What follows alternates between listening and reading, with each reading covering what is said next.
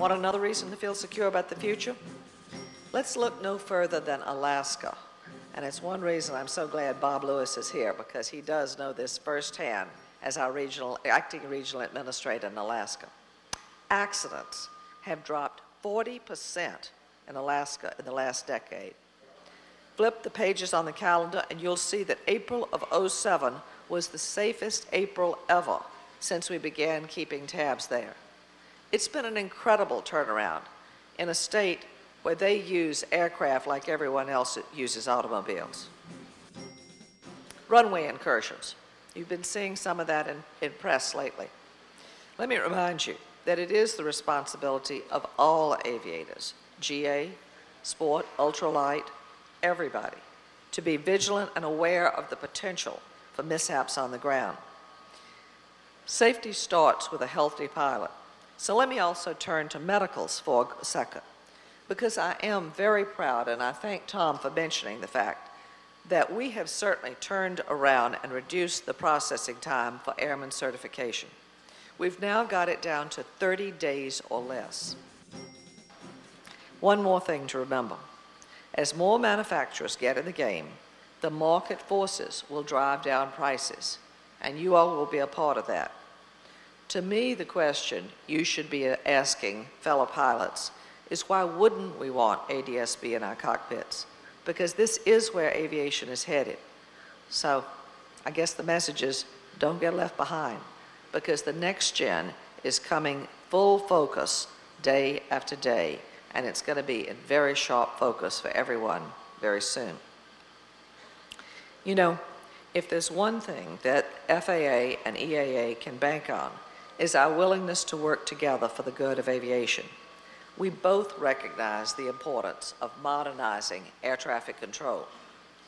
The thing is, if we don't do this the right way, GA's future might be one that none of us want, a future where congested hubs do begin to squeeze GA out.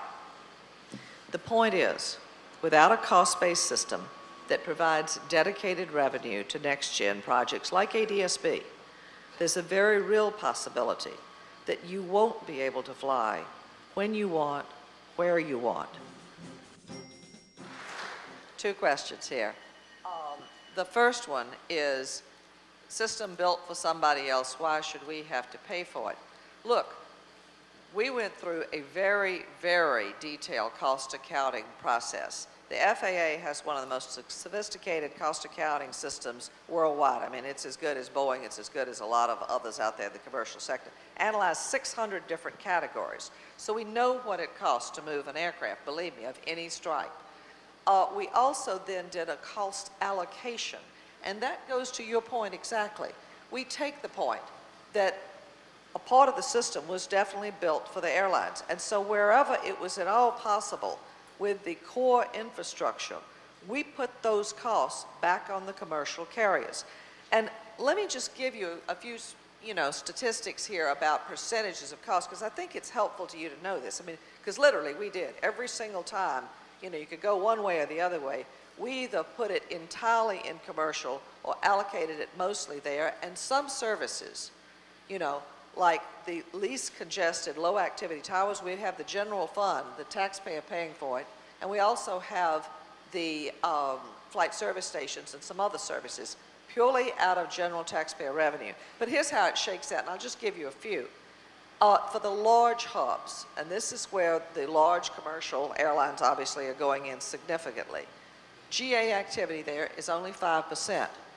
We only assigned 4% of cost there, but remember that a lot of business jets are going in. 175 medium activity towers. The first was only 30. 42% of GA activity goes in there. Only 27% of the cost was assigned to GA.